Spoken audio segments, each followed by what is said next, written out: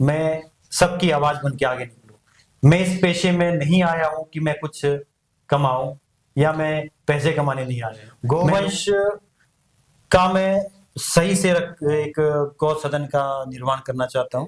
एक अपने क्षेत्र में एक अच्छा प्लेग्राउंड हो, तो एक अपने पंचायत घर में यदि एक लाइब्रेरी का निर्माण भी हो जाए और तो महिलाओं के लिए, जैसे मेरी पहचान स्किल डेवलपमेंट के लिए है, तो ये मेरा कोशिश रहेगी मैं पंचायत लेवल में इस चीज को ले जाऊं।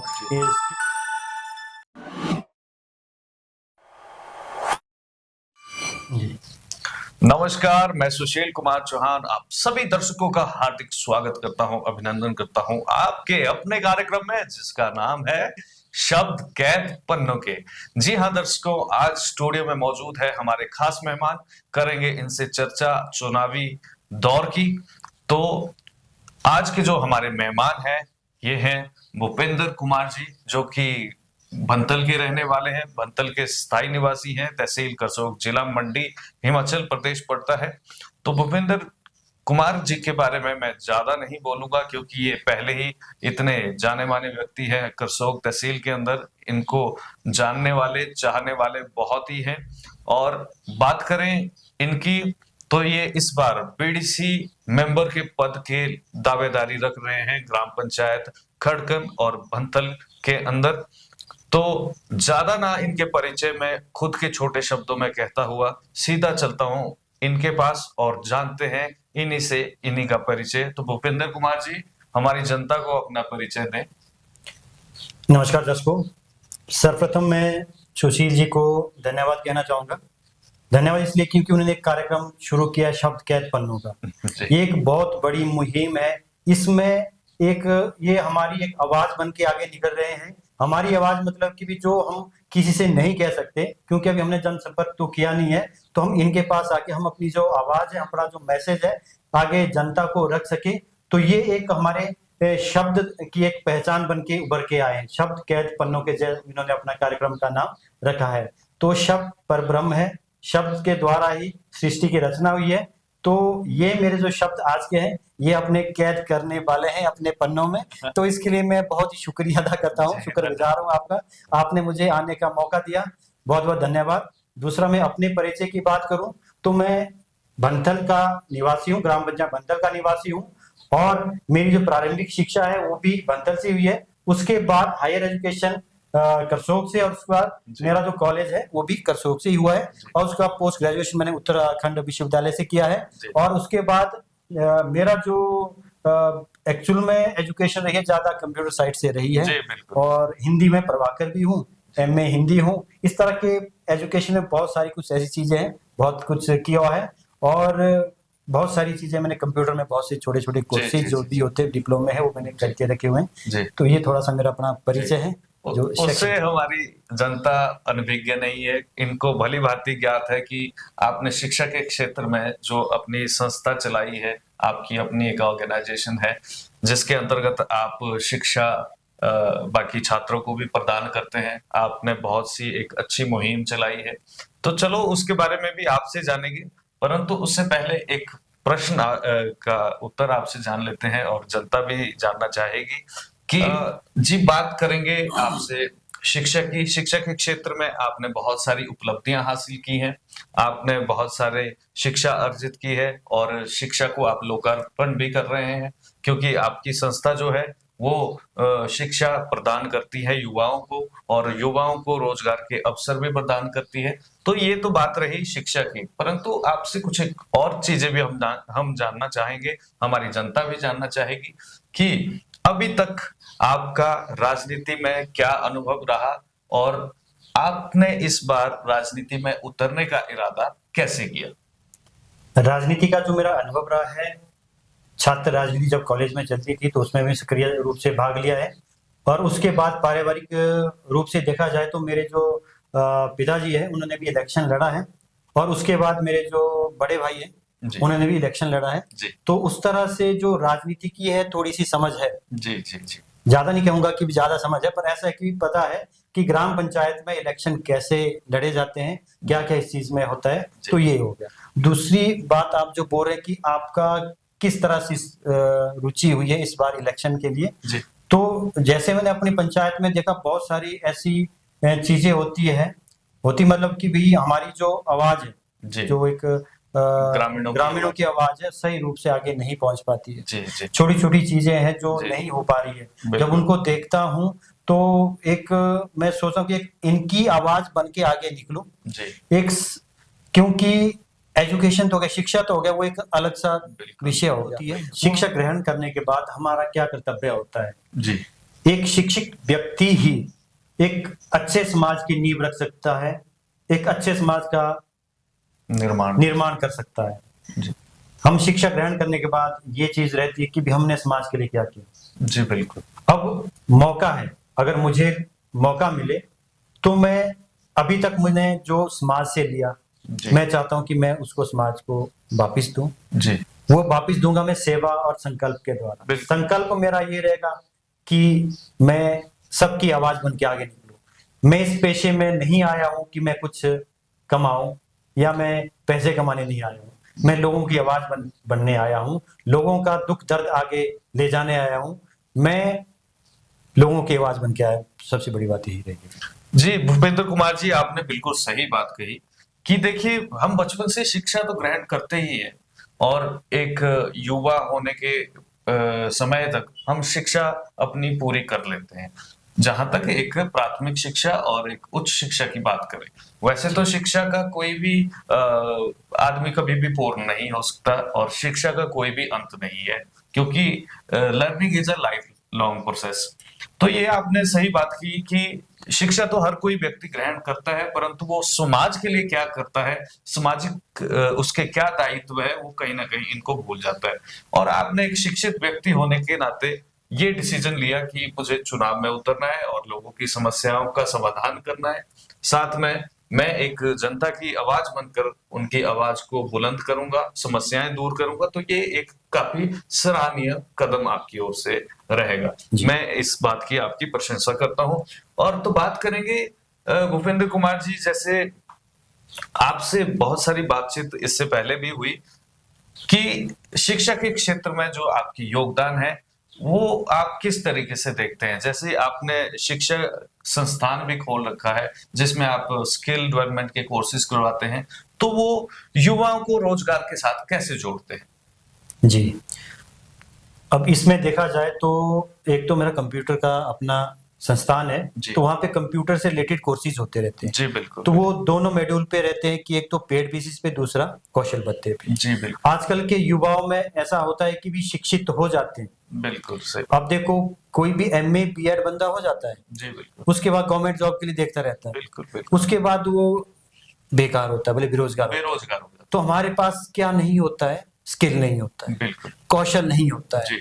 अगर किसी के पास कौशल होगा तो वो क्या करेगा? अपनी एजुकेशन करने के बाद वो अपना एक रोजगार करेगा। जी बिल्कुल। तो मेरा जो एक पहचान रही है करसोग में, जी बिल्कुल। वो इसी तरह की पहचान रही है कि मेरे पास बहुत से स्किल डेवलपमेंट के कोर्सेज आते रहते जी बिल्कुल। हैं, जिसमें मैं कौशल का विकास करता रहता हूँ, जो कि फ्री ऑफ कॉस्ट पे होते हैं। जी, आपने बिल्कुल सही बात की कि आपके पास ऐसी संस्था है जो कि शिक्षा को रोजगार के साथ जोड़ती है। तो भूपेंद्र कुमार जी, वापिस आते हैं अपने पंचायती राज चुनाव की ओर। यदि आप इन चुनाव में जीतकर आते हैं या जनता आपका चुनाव करती है और आप इस पद के लिए आसीन हो जाते हैं, तो आपका क्या-क्या दायित्व रहेगा आपकी ग्रामवासियों के लिए और क्या-क्या कार्य हुए हैं जो आप करना चाह रहे हैं? बहुत से कार्य हैं जो मेरे दिमाग में है। जी। अगर मैं अपने क्षेत्र की बात करूं तो बहुत सारी चीजें अभी होने को बाकी रहती है। जी बिल्कुल। जो चीजें हैं, चलो उसके बाद में एक जो सबसे प्रमुख बात मुझे लगती है, एक सबसे पहला जो गोवंश हमारे सड़कों में घूमता है, जी मैं उसकी बात करना चाहता हूँ। जी। गोवंश का मैं सही से एक गौ सदन का निर्माण करना चाहता हूँ। जी बिल्कुल। ठीक है, आवारा हमारे पशु जो होते हैं तो घूम रहे हैं बिल्कुल। सड़कों में, कोई गाड़ी आ रहा है और उसकी टांग टूट रही है। जी जी जी। है ना? तो एक दुख होता है, करना का भाव आता है कि भी ऐसा नहीं होना चाहिए। एक तो ये बात होगी और दूसरी बाड़बंदी। अच्छा। खेतों की बाड़बंदी जी। वो इसलिए क्योंकि आवारा पशु जो होते हैं वो किसानों की जो फसलों की है वो नुकसान करते हैं। मैं वहां का निवासी हूँ, मुझे खुद पता है। ठीक है, मैं अपने आप की खेती करता हूँ, तो उससे क्या होता है, पशु आते हैं और चर के निकल जाते हैं। बिल्कुल बिल्कुल। तो किसानों का जो फसलों का है वो तो नुकसान भारी होता है नुकसान ना। हो जाता है। तो एक मेरा ये कार्य भी ये है भी कि बहुत मैं जरूरी है। बाड़बंदी करूँ उस जी। चीज के लिए। तीसरा मैं बोलूँ तो हमारी सिंचाई व्यवस्था, सिंचाई की व्यवस्था, बिल्कुल। है ना। हमारी सिंचाई व्यवस्था मतलब हमारे जो कुल होती है, जी। कुलों का निर्माण होता है। तो हमारी जो गांव की कुल है उसमें जगह-जगह से कहीं से अभी जब आपदा आई थी, डिजास्टर के टाइम की बात करूँ, हाँ जी। तो कहीं से कहीं डंगे गिरे हुए हैं, बिल्कुल। है ना। तो प्रॉपर वो चैनलाइज नहीं हो पाई है। जी जी तो सबसे पहला काम तो ये होगा कि जो जो कुलों की सिंचाई व्यवस्था उसको मैं दुरुस्त कर सकूँ। जी और उसके बाद की बात करूँ मैं जी युवाओं के लिए तरफ बात करूँ, तो जी। युवाओं के लिए मेरा कोशिश यही रहेगी कि उनके लिए हर अपने क्षेत्र में एक खेल का मैदान, जी खेल का मैदान इसलिए क्योंकि आजकल की युवा पीढ़ी नशे की तरफ जा रही जी, बिल्कुल। है ना। एक तो मेरा जो काम रहेगा, एक अपने क्षेत्र में एक अच्छा प्लेग्राउंड हो, बिल्कुल। दूसरा अपने पंचायत घर में जी एक लाइब्रेरी का मैं सोच रहा हूँ कि भी एक जी, ये अच्छा बने कदम। लाइब्रेरी, बिल्कुल। ताकि मैंने देखा कि भी हमारे गांव से यहाँ कसोग में लाइब्रेरी बहुत के लिए दूर आना स्थानों पड़ता है, पे। बहुत दूर आना पड़ता है, जी। किराया खर्च करके उतना टाइम वेस्ट हो जाता है। तो एक अपने ही पंचायत घर में यदि एक छोटा लाइब्रेरी सा का लाइब्रेरी। निर्माण भी हो जाए, तो उससे क्या होगा, जो लड़के हैं वो खेल की तरफ, खेल में भी रुचि होगी, जी। और पंचायत में अगर लाइब्रेरी होगी तो पढ़ने वाले पढ़ भी जाए। और तीसरा एक म्यूजिक का भी, बिल्कुल। देखो जितना हम अपने युवाओं के लिए इस तरह के बिल्कुल। क्षेत्र में लाएंगे जी तो जी वो जी जी। नशे से हटके वो बिजी अपनी हो ऊर्जा को जाएंगे, सकारात्मक। है ना। कहीं ना कहीं वो कि चलो डायरी में बैठ बैठ जाते हैं, जी खेल कूद में हो जाते जी हैं, या जी जी म्यूजिक जी, के क्षेत्र में बिल्कुल बिल्कुल। वो हो जाए। और महिलाओं के लिए जी। जैसे मेरी पहचान स्किल डेवलपमेंट के लिए है, बिल्कुल। तो ये मेरा कोशिश रहेगी मैं पंचायत लेवल में इस चीज को ले जाऊं। जी। ये स्किल डेवलपमेंट के छोटे छोटे कोर्सेज जो आते हैं हमारे पास, एक कंप्यूटर से हो गया, जी। सिलाई जी का जी, हो गया, है ना, ब्यूटिशियन के हो जी गए, जी जी। है ना, या फिर छोटी छोटी महिलाओं को सशक्त करने के लिए अचार चटनी के छोटे छोटे जो प्रोग्राम होते हैं, जी। है ना, इस तरह के छोटे छोटे प्रोग्राम लेके वो जी। अपनी आजीविका का जो साधन है वो कर सके। जी, कम शब्दों में कहें तो आप शिक्षा हो, चाहे महिला सशक्तिकरण हो, चाहे युवाओं के लिए रोजगार है, आप सभी ओवरऑल डेवलपमेंट के बारे में बात कर रहे हैं। और मुझे जो खास बात आपकी लगी कि आपने शिक्षा को रोजगार के साथ जोड़ने की बात कही, और साथ में आपने बात कही कि महिला सशक्तिकरण। जी हाँ, जो आपने बात कही कि महिला मंडल के माध्यम से या सेल्फ हेल्प ग्रुप जो हमारे पंचायतों में भी बन रहे हैं, वहां पे भी हमें रोजगार के साधन जो है महिलाओं के लिए मिलते हैं, जिसमें अचार चटनी या कोई भी स्किल महिलाओं के अंदर है, या कुछ भी रोजगार के अवसर जो हम पंचायत के अंदर हम महिलाओं के लिए दे सकते हैं, तो उससे भी महिला सशक्तिकरण किया जा सकता जी है। बिल्कुल। तो एक और बात जानेंगे आपसे, और जनता भी जानना चाहेगी कि आप आम ग्रामीण की समस्याओं को कैसे समझेंगे और कैसे उनको दूर करेंगे? देखिए सुशील जी, समस्याओं को समझने के लिए सबसे पहले तो जनसंपर्क करना पड़ेगा, जी। घर द्वार जाना पड़ेगा, लोगों की समस्या को सुनना पड़ेगा, तभी हम उस चीज का हल निकाल पाएंगे। जी, बिल्कुल। समझना पड़ेगा, क्योंकि जी। मैं एक खुद गांव से हूँ, गांव की समस्याओं को समझता हूँ। जी। जब वो मुझे अपनी समस्या बताएंगे तो मैं कोशिश करूँ, मेरे कार्य क्षेत्र में जो आएगा मैं पूरी कोशिश करूंगा, मैं लड़ूंगा उनके लिए, चाहे प्रधान हो उनसे बात करूंगा, पूरी पंचायत से लड़ जाऊंगा ताकि उनका काम हो जी, जाए। मैं सेवा करने आ रहा हूं, तो मुझे मौका मिले तो मैं उस चीज को करूंगा। जी, आपके विचार मुझे बहुत ही उत्तम लगे, बहुत ही सराहनीय विचार हैं। हम आशा करते हैं और हमारा पूर्ण विश्वास है कि जनता आपको चुन के लाएगी और आपका मार्ग प्रशस्त करेगी, और साथ में आपके भावी भविष्य की भी हम कामना करते हैं।